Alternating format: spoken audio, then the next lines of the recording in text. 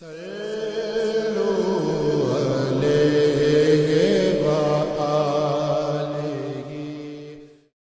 عائشہ رضی اللہ تعالی عنہ فرماتی ہیں کہ ہم حج کے ارادے سے نکلے۔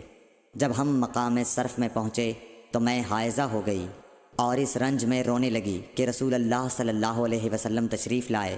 آپ نے پوچھا تمہیں کیا ہو گیا ہے؟ کیا حائضہ ہو گئی ہو؟ میں نے کہا ہاں۔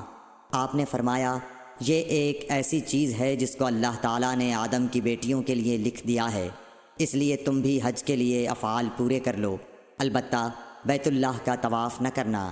حضرت عائشہ رضی اللہ تعالی عنہا نے فرمایا کہ رسول اللہ صلی اللہ علیہ وسلم نے اپنی بیویوں کی طرف سے ایک گائے کی قربانی کی۔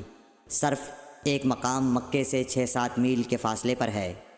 صحیح بخاری حدیث نمبر 294۔ حضرت عائشہ رضی اللہ تعالی عنہا نے فرمایا میں رسول اللہ صلی اللہ علیہ وسلم کے سر مبارک کو حائضہ ہونے کی حالت میں کنگھا کیا کرتی تھی۔ صحیح بخاری حدیث نمبر 295۔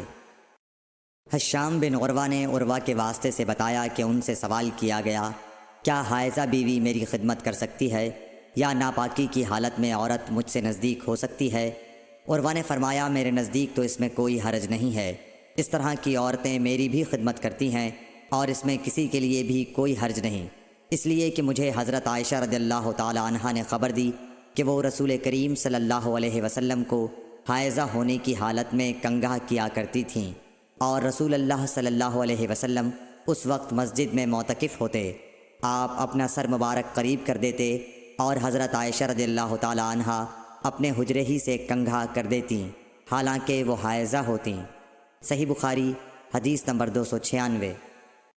حضرت عائشہ رضی اللہ تعالی عنہا نے بیان کیا کہ نبی کریم صلی اللہ علیہ وسلم میری گود میں سر رکھ کر قرآن مجید پڑھتے، حالانکہ میں اس وقت حیض والی ہوتی تھی۔ صحیح بخاری حدیث نمبر 297۔ ام سلمہ رضی اللہ تعالی عنہا نے کہا کہ میں نبی کریم صلی اللہ علیہ وسلم کے ساتھ ایک چادر میں لیٹی ہوئی تھی، اتنے میں مجھے حیض آ گیا، اس لیے میں آہستہ سے باہر نکل آئی اور اپنے حیض کے کپڑے پہن لیے۔ حضور صلی اللہ علیہ وسلم نے پوچھا کیا تمہیں نفاس آ گیا ہے؟ میں نے عرض کیا ہاں۔ پھر مجھے آپ نے بلا لیا اور میں چادر میں آپ کے ساتھ لیٹ گئی۔ صحیح بخاری حدیث نمبر 298۔ حضرت عائشہ رضی اللہ تعالی عنہا نے فرمایا میں اور نبی کریم صلی اللہ علیہ وسلم ایک ہی برتن میں غسل کرتے تھے، حالانکہ دونوں جنبی ہوتے۔ صحیح بخاری حدیث نمبر 299۔ حضرت عائشہ رضی اللہ تعالی عنہا نے فرمایا کہ آپ مجھے حکم فرماتے پس میں ازار باندھ لیتی، پھر آپ میرے ساتھ مباشرت کرتے، اس وقت میں حائضہ ہوتی۔